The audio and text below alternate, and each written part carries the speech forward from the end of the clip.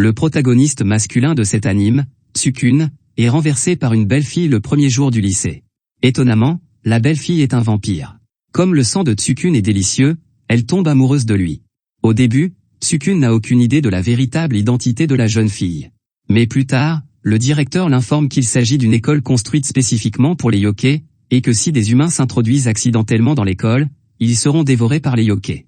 Par conséquent, Tsukun doit cacher son identité dans l'école. Mais avec les accidents qui se succèdent, parviendra-t-il à traverser la vie scolaire sans encombre? C'est ce que nous allons découvrir dans le récapitulatif d'aujourd'hui. L'anime commence par l'échec de Tsukun à l'examen d'entrée au lycée. Alors que ses amis s'enthousiasment pour leur vie au lycée, Tsukun est le seul à rester silencieux. Frustré, il rentre chez lui et découvre que son père est venu chercher une lettre d'acceptation de l'Ikai Gakuan. Bien qu'il n'ait aucune idée de l'école, Tsukun décide de s'y rendre le jour de la rentrée. De manière inattendue, l'école est entourée de tombes, et Tsukun a très peur lorsqu'il descend du bus. C'est à ce moment-là qu'une belle fille, Moka, rencontre Tsukun. Comme Tsukun touche accidentellement la jambe de Moka, il ne peut s'empêcher de saigner du nez. Moka est un vampire. Attirée par l'odeur du sang, elle ne peut s'empêcher de mordre Tsukun. Après cela, elle a le béguin pour Tsukun et cherche désespérément à devenir son amie. Tsukun pense que Moka est une jolie fille, et il a hâte d'aller à l'école. Contre toute attente, les paroles du professeur de la classe brisent son rêve. Il s'agit d'une école construite spécialement pour les yokais. La Terre ayant été dominée par les humains, le règlement de l'école stipule qu'à l'exception d'occasions spéciales, les élèves doivent toujours conserver leur forme humaine et ne peuvent laisser les autres élèves connaître leur véritable identité. Tsukun est surpris de constater qu'il est entouré de yokais. Seul humain de l'école, il craint d'être dévoré par un yokai. Vers la fin de la réunion, Moka entre dans la classe. Voyant que Tsukun et elle sont dans la même classe, elle est très excitée. Moka prend Tsukun pour un yokai, et cela ne la dérange pas de montrer sa véritable identité devant lui. Pour les rapprocher, elle dit à Tsukun que son pouvoir est scellé par le chapelet. Si le chapelet est enlevé, elle deviendra un vampire. Moka avait l'habitude de boire du jus de tomate, mais après avoir goûté le sang de Tsukun, elle le trouve délicieux. Cependant, Tsukun ne peut accepter de vivre avec des yokais et décide de quitter Ikai Gakuan pour aller dans une école pour humains. Moka ne comprend pas la forte aversion de Tsukun pour les yokais. Elle le rattrape et le supplie de ne pas partir. Moka a déjà fréquenté une école pour humains et a souffert d'une extrême solitude en raison de son identité non humaine. Dégoûtée par les humains, elle ne veut pas voir Tsukun souffrir de la même expérience qu'elle. N'ayant pas d'autre choix, Tsukun doit révéler son identité d'humain. Il part ensuite en courant vers l'arrêt de bus. Moka tente de le rattraper, mais elle est arrêtée par un yokai sur le chemin. Tsukun entend les cris de Moka. Bien qu'il n'ait pas la force du yokai, il décide de retourner sauver Moka. Tsukun tente de la protéger, mais les yokais le poussent du haut d'une falaise. Moka serre Tsukun blessé dans ses bras et se sent vraiment désolé. Avant de s'évanouir, Tsukun dit à Moka qu'il l'aime et que cela n'a pas d'importance, même si elle est un yokai. Pendant ce temps, Tsukun enlève accidentellement le chapelet de Moka, ce qui la transforme en vampire. Elle devient extrêmement cool et sa personnalité a complètement changé. Comme le vampire est très puissant, le yokai est effrayé par Moka et ne peut s'empêcher de trembler lorsqu'il la voit. Finalement, Moka réussit à vaincre le yokai. Lorsque Tsukun se réveille, il vérifie l'horaire du bus de l'école et découvre que le bus ne part que le 6 de chaque mois. Désormais, il ne peut plus quitter l'école et ne peut que cacher son identité pour aller au Ikai Gakuan. Ce qui surprend le plus Tsukun, c'est qu'on lui attribue une chambre individuelle et qu'il n'a pas besoin de vivre avec des yokais. Moka craint que Tsukun ne soit pas capable de s'adapter à la vie à l'école des yokais. Avant le début des cours, elle dit à Tsukun qu'elle l'aidera quelles que soient les difficultés qu'il rencontrera. Alors que Tsukun est émue par elle, elle ne peut s'empêcher de le mordre à cause de la faim. Tsukun est paniqué. Il ne sait pas comment s'y prendre avec les yokais et s'enfuit précipitamment. En passant près du lac, Tsukun rencontre une jeune fille faible, Kurumu. La voyant souffrante, Tsukun lui propose de l'emmener à l'infirmerie. Étonnamment, Kurumu semble avoir une capacité spéciale. Chaque fois que Tsukun la regarde dans les yeux, il est contrôlé par elle et devient très étrange. Par exemple, il ne peut s'empêcher de toujours vouloir serrer Kurumu dans ses bras. Témoin de la scène, Moka est déconcerté. À ce moment-là, Kurumu contrôle à nouveau Tsukun, l'obligeant à dire à Moka qu'il ne veut pas être son petit déjeuner, ce qui choque beaucoup Moka. Alors que Moka s'interroge sur leur relation, Kurumu lui dit ce qu'elle pense vraiment. Kurumu est une succube dont le plan est de faire en sorte que tous les garçons de l'école soient captivés par elle. Contre toute attente, Moka est plus populaire qu'elle, et elle se sent très jalouse. Pour se venger de Moka, elle décide d'enlever Tsukun. Sous le contrôle de Kurumu, Tsukun dit beaucoup de choses contre son gré à Moka, qui se sent très triste en entendant cela. Tsukun se sent dans un état très étrange. Il veut s'excuser auprès de Moka, mais Kurumu l'en empêche. Pendant ce temps, Moka entend une voix provenant du rosaire qui lui dit que celui qui sera embrassé par la succube sera son esclave pour toujours. Moka, inquiète à l'idée que Tsukune soit complètement contrôlé par Kurumu, se précipite à ses côtés. Mais elle ne sait pas que Kurumu a été rejeté par Tsukune et qu'il est extrêmement en colère. Parce que Moka veut protéger Tsukune, Kurumu décide de les tuer afin de vaincre Kurumu. Tsukune enlève le chapelet de Moka. Les vampires sont très puissants et Kurumu n'est pas du tout à la hauteur de Moka, alors que celle-ci s'apprête à tuer Kurumu. Tsukune l'en empêche. Il pense que Kurumu n'est pas une mauvaise personne et espère qu'ils pourront vivre en paix. Kurumu se sent très ému, et elle a le béguin pour lui après qu'il l'a sauvé. Par la suite, Tsukune s'adapte progressivement à la vie de Ikai Gakuan. Bien qu'il s'agisse d'une école construite pour les yokai, les étudiants doivent tout de même passer des examens réguliers. Lorsque les résultats des examens de mi-parcours sont dévoilés, Tsukune est surpris de voir les excellentes notes de Moka. Elle est la 13e de l'école, alors que lui en a plus de 100. Apprenant cela, Moka invite Tsukune à étudier avec elle, ce qui le rend très heureux. À ce moment-là, Moka découvre que plusieurs adolescents méchants malmènent une jeune fille, et elle s'empresse de s'interposer pour la protéger. La jeune fille s'appelle Yukari, et c'est une sorcière qui a 4 ans de moins que les élèves de sa classe. Yukari aime beaucoup Moka. Elle ne se contente pas de toucher ses parties intimes, elle lui demande aussi de sortir avec elle. De plus, elle pense que Tsukune n'est pas digne de Moka et le punit avec de la magie. Tsukune est blessé et se rend à l'infirmerie pour se faire soigner. Kurumu est très inquiet pour Tsukune et lui propose de l'aider à soigner ses blessures. Yukari se cache dans l'embrasure de la porte de l'infirmerie et lance des sorts pour contrôler Tsukune, qui est alors forcé de toucher les parties intimes de Kurumu et lui enlève accidentellement ses sous-vêtements. Lorsqu'il découvre que Yukari exerce de la magie sur lui, il est très en colère. Tsukune prévient Yukari qu'elle sera détestée par tout le monde si elle fait toujours des farces. Yukari s'est depuis longtemps habituée à la solitude. Bien qu'elle semble ne pas se soucier des paroles de Tsukune, elle est en fait très triste. Moka n'est pas d'accord avec lui. Les sorcières ne sont pas les bienvenues dans le monde des humains, et Yukari n'a jamais eu d'amis autour d'elle. Moka éprouve de la sympathie pour elle. Plus tard, Yukari est malmenée par plusieurs yokai. Témoin de cette situation, Moka lui vient rapidement en aide. Yukari pense qu'il s'agit de yokai de bas niveau qu'elle peut gérer seule, mais Moka est prête à lui offrir son aide. De plus, Moka encourage Yukari à parler ouvertement de sa solitude. Ignorés par eux, les yokai deviennent furieux. Alors qu'ils se préparent à attaquer, Yukari Tsukune bloque l'attaque pour elle. En apprenant l'expérience de Yukari, son attitude envers elle a changé.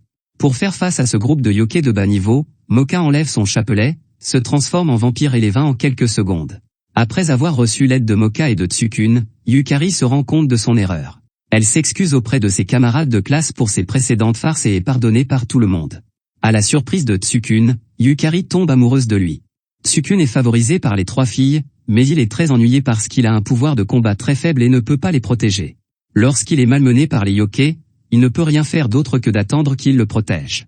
Tsukune a une piètre estime de lui-même et ne se sent pas digne de vivre dans une école de yokai.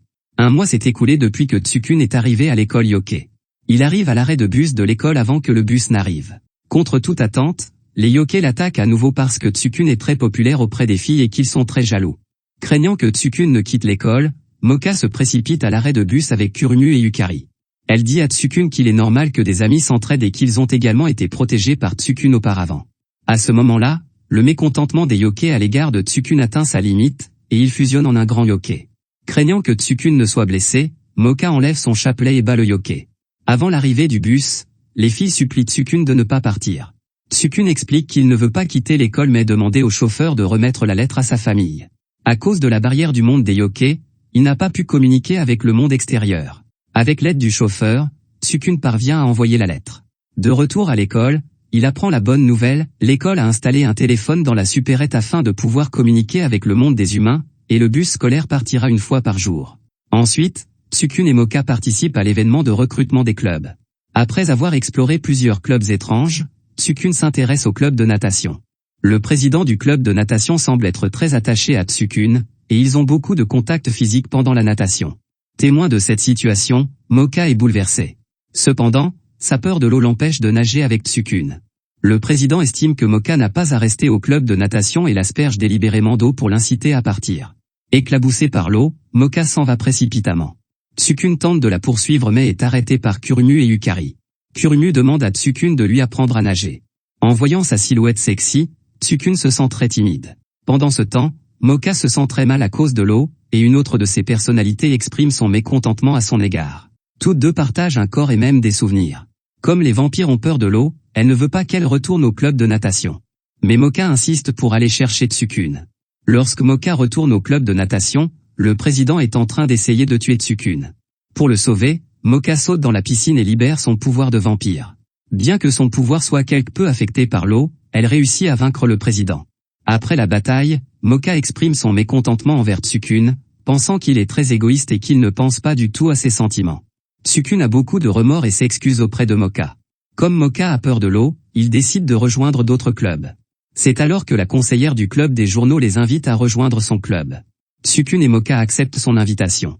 Afin de participer aux activités du club avec Tsukune, Kurumu et Yukari rejoignent également le club des journaux. Le club des journaux est chargé de la diffusion du journal de l'école. Ils doivent couvrir les différents événements qui se déroulent à l'école et écrire à leur sujet. Kurumu pense au voyeurisme récent et propose une interview de suivi. Pour obtenir plus d'indices, il placarde des affiches dans l'école à la recherche de renseignements. Mais ce qu'ils ne savent pas, c'est que Jinei, le président du club du journal, est le voyeur lubrique. Non seulement il refuse d'admettre qu'il a profité de sa position pour épier Moka, mais il affirme que c'est Tsukune qui a vu leurs parties intimes. En entendant cela, Moka se sent très en colère. Jinei a une grande affection pour Moka. Pour éloigner Moka de Tsukune, il a l'intention de fabriquer des preuves que Tsukune est un voyeur. Il guide délibérément Tsukune jusqu'à la porte des vestiaires féminins et lui fait marcher sur un tonneau. Saisissant l'occasion, il prend des photos montrant le comportement voyeur de Tsukune. Les filles, croyant que Tsukune est un voyeur, lui donnent une dure leçon. Après cela, Jinei donne à Moka les preuves qu'il a prises. Contre toute attente, Moka choisit toujours de croire en Tsukune. C'est alors que Kurumu et Yukari découvrent les failles de la preuve de Jinei. La photo ne montre que le haut du corps de Tsukune, mais Jinei peut dire avec précision que Tsukune se tenait à l'extérieur de la fenêtre en utilisant un tonneau. Bien qu'il explique qu'il s'est rendu sur les lieux après l'incident, le tonneau qui se trouvait sur place a été enlevé depuis longtemps par les filles. Il ne fait aucun doute que Jinei était présent au moment de l'incident. Après la révélation du secret selon lequel Jinei est un voyeur, Jinei décide de soumettre Moka par sa force. Sa véritable identité est celle d'un loup-garou, et il dispose d'une très grande puissance de combat. Mais son adversaire est Moka, qui se transforme en vampire et le bête facilement. Afin que les élèves se méfient de Jinei, il révèle la vérité sur l'incident de voyeurisme au journal télévisé de l'école. Dans l'histoire suivante, un nouveau personnage apparaît, Shirayuki, qui est dans la même classe que Tsukune. Pour des raisons personnelles, elle n'était pas venue à l'école auparavant. Mais lorsqu'elle reste à la maison, elle suit les nouvelles à l'école et aime les nouvelles écrites par Tsukune parce qu'il a toujours écrit des nouvelles du point de vue des faibles, ce qui provoque un écho dans son cœur. Elle pense qu'ils sont tous très seuls et elle aime beaucoup Tsukune. Pour se l'accaparer, Shirayuki décide de tuer Moka. Sa véritable identité est celle de la fée des neiges qui peut manipuler librement la glace et la neige. Après avoir piégé Moka, elle part à la recherche de Tsukune. Alors que Tsukune est sur le point d'être tué, Kurumu arrête Shirayuki. Tsukune ne comprend pas pourquoi Shirayuki les traite ainsi et il la supplie de ne pas faire de mal à ses amis. Shirayuki pense que Tsukune la rejette et se sent très triste. Tsukune apprend ensuite que Shirayuki a agressé un professeur, ce qui pourrait entraîner son expulsion de l'école. Il s'approche de Shirayuki en espérant qu'elle puisse s'excuser auprès du professeur. Cependant, Shirayuki pense que Tsukune ne lui fait pas confiance, ce qui la déçoit profondément. Juste à ce moment-là, Moka apparaît avec la preuve que le professeur a malmené Shirayuki. Elle informe Tsukune que Shirayuki a attaqué le professeur pour se défendre. Malheureusement, à ce moment-là, Shirayuki a perdu la foi en la vie et ne veut plus que recouvrir le monde de glace et de neige. Tsukune tente d'arrêter Shirayuki en lui disant qu'il veut être son ami et qu'il espère qu'elle pourra vivre correctement. Shirayuki est très impressionnée, mais elle est maintenant épuisée et ne peut plus contrôler la glace et la neige. Pour l'arrêter, Moka se transforme en vampire et la punit. L'esprit de Shirayuki est racheté, et elle décide de changer et de mieux s'intégrer à la vie du campus. Avant les examens finaux, Tsukune rencontre des problèmes. Parce qu'il est toujours impliqué dans divers événements, il néglige ses études. Afin d'obtenir de bonnes notes à l'examen final, Tsukune demande à Moka de lui donner des cours particuliers. Kurumu, Yukari et Shirayuki entendent leur conversation et décident d'étudier avec eux. La professeure de mathématiques s'aperçoit qu'ils rattrapent les cours en privé. Elle pense que les élèves qui se donnent des cours particuliers ne peuvent pas améliorer leurs notes et propose de donner des cours particuliers à Tsukune. Mais, à la surprise de Tsukune, le véritable objectif de la professeure de mathématiques n'est pas seulement de l'aider dans ses études. Elle pense que Tsukune a une odeur très douce sur le corps. Tout en lui donnant des cours, elle le force à avoir des contacts physiques. Quelques jours plus tard, Moka remarque l'anomalie de Tsukune et intervient pour arrêter le professeur de mathématiques. Il s'avère que le professeur est une lamia qui a manipulé l'esprit de Tsukune. C'est seulement lorsque Tsukune voit les notes que Moka a préparées pour lui qu'il retrouve ses esprits. Moka est alors très heureuse. Elle enlève le chapelet et bat rapidement le professeur de mathématiques. Bien que Tsukune oublie les connaissances que le professeur de mathématiques lui a enseignées, les notes de Moka lui sont utiles et l'aident à obtenir des résultats de 89 en mathématiques. À l'approche des vacances d'été, le club des journaux organise un camp d'entraînement, et Tsukune est très heureux d'apprendre que l'entraînement se déroulera dans le monde des humains. Après avoir passé un semestre à s'entendre, il se rapproche de Moka, qui lui suce toujours le sang. Malheureusement, chaque fois qu'ils sont prêts à s'embrasser, ils sont interrompus par d'autres personnes. À la nuit tombée, ils installent leur tente au bord de la mer. Yukari est trop jeune pour se voir confier des tâches. En se promenant, elle rencontre une sorcière nommée Ruby qui lui propose d'être son amie. Elle raconte à Yukari que l'endroit où elle vit s'appelle la colline de la sorcière. Ruby est furieuse parce que les humains veulent détruire cette magnifique colline. Elle veut éliminer tous les humains et espère que Yukari l'aidera. À ce moment-là, Tsukune découvre que Yukari a disparu et vient la chercher sur la colline. Ruby sait que Tsukune est un humain et tente de le manger avec une plante mangeuse d'hommes. Craignant que Tsukune ne soit blessé, Yukari lance un sort pour détruire la plante mangeuse d'hommes. Ruby déteste beaucoup les humains. Elle attaque Tsukune pendant qu'ils sont distraits, ce qui rend Moka furieuse, et elle la punit férocement. Tsukune n'est pas gravement blessée et se réveille rapidement. Mais Ruby est attaquée par Moka et reste longtemps dans le coma avant de se réveiller. Tsukune se demande pourquoi Ruby déteste tant les humains. Ruby leur explique que la colline est l'habitat de la sorcière depuis très longtemps et qu'elle vit ici avec Oyakata-sama depuis qu'elle est enfant. Mais les humains veulent acheter le terrain, ce qui met Ruby en colère car elle ne veut pas perdre sa maison. Tsukune et Moka pensent que Ruby peut aller à Ikaigakuan. Bien qu'elle se sente seule après avoir quitté la maison, la vie sur le campus est également très intéressante.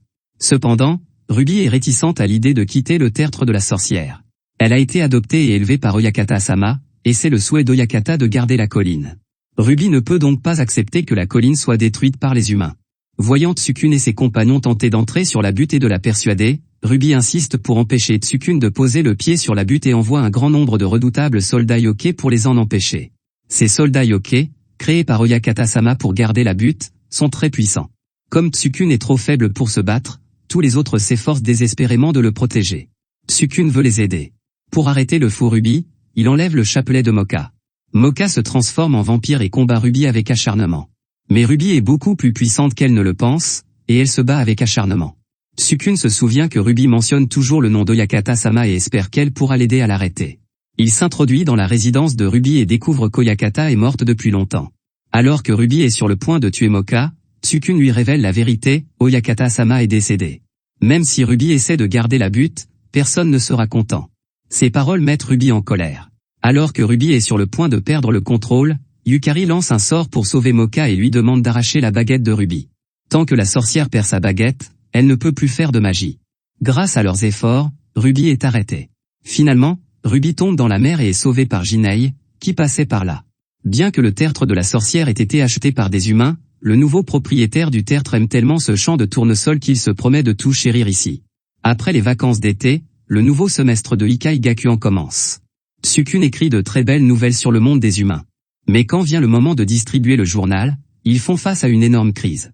Il n'y a pas si longtemps, un club de super journaux a été créé.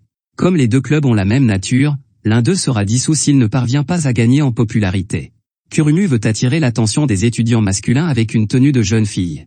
Mais le club du super journal utilise un moyen plus efficace, qui consiste à porter des maillots de bain à l'école. Plus tard, Jinei découvre que le Super Newspaper Club nouvellement formé a des liens avec le comité de sécurité, qui est également connu sous le nom de police du campus et qui exerce une autorité considérable dans l'école. Réticent à affronter le comité de sécurité, Jinei décide de dissoudre le club. Comme Jinei leur demande de brûler tous les journaux, Kurumu est très contrarié et ne veut pas que leurs efforts soient réduits à néant. C'est alors que les membres du Super Newspaper Club s'emparent de leurs journaux et les jettent directement dans le poêle. Pour protéger le journal, Kurumu s'engage dans une discussion animée avec eux. Contre toute attente, la présidente du Super Newspaper Club est membre du comité de sécurité. Elle profite de sa position pour punir sévèrement Kurumu et Tsukune. Heureusement, lorsqu'ils sont en danger, Moka se précipite pour les protéger. Tsukune pense que le comité de sécurité est une organisation très malfaisante, et il décide de dénoncer leur mauvais comportement dans les journaux. Par la suite, il rassemble secrètement des preuves des actions malveillantes du comité de sécurité à l'école. Mais ils ne s'attendent pas à ce que le comité de sécurité profite de la possibilité que Tsukune soit un humain pour éliminer le club des journaux.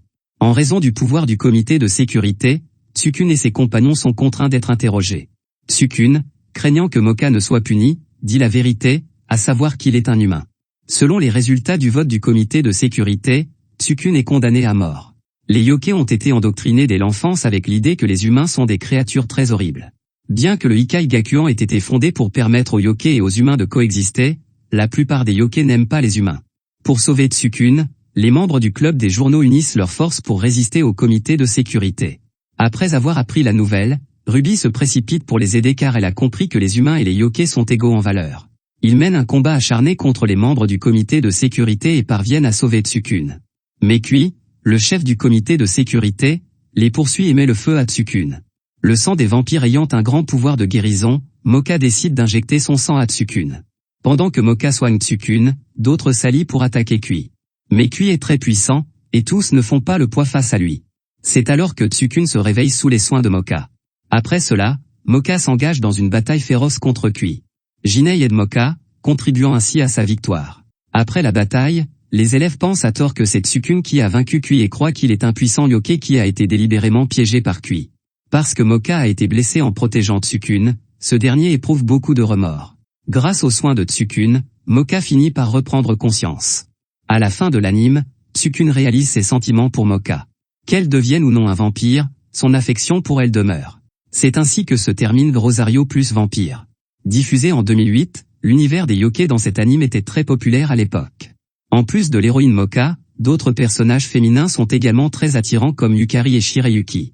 Quels sont les personnages féminins que vous préférez? N'hésitez pas à nous faire part de votre avis dans la zone des commentaires. N'oubliez pas non plus de vous abonner à ma chaîne. Rendez-vous dans la prochaine vidéo. Au revoir.